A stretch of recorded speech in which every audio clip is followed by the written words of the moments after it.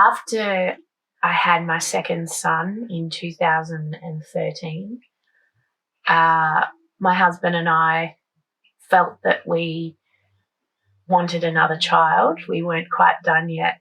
And it just so happened at that time, shortly after Samuel's birth in 2013, we received confirmation from a research company in Melbourne that had been looking into my husband's history of breast cancer in the family, that Rowan, my husband, was positive for the gene mutation responsible for all of the breast cancer in his family. So knowing that, and that we'd have to go through pre-genetic testing of the embryo and IVF to make sure that the embryo wasn't positive for the gene mutation, we looked into gender selection.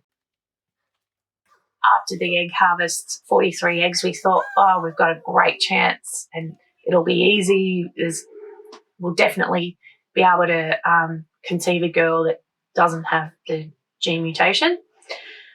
But a couple of weeks later, Dr. Potter called us and said, out of the 43 eggs that we took from you, only 15 matured enough to be biopsied to test for whether they were positive for the gene mutation.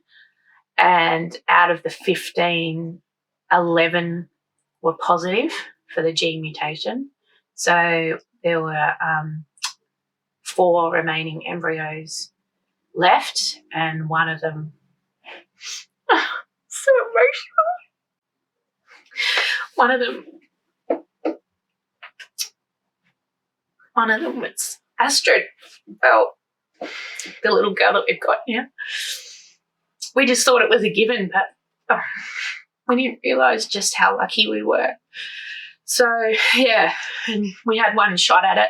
I went back 3 months later and had her implanted. And at about the 12-week mark, I had a huge bleed. And I was convinced that I'd lost her, but it was actually just from a little clot. So, but yeah, we went on. 9 months later, she was born, and yeah, she's our little girl. So when she was born, I had to have an emergency cesarean because she was so big. And when she was born, it was just hard to believe that she was here and that she was ours, and that we did it. But the whole time, we never thought it wouldn't work, but looking back, it's so many things could have gone wrong. It was just meant to be.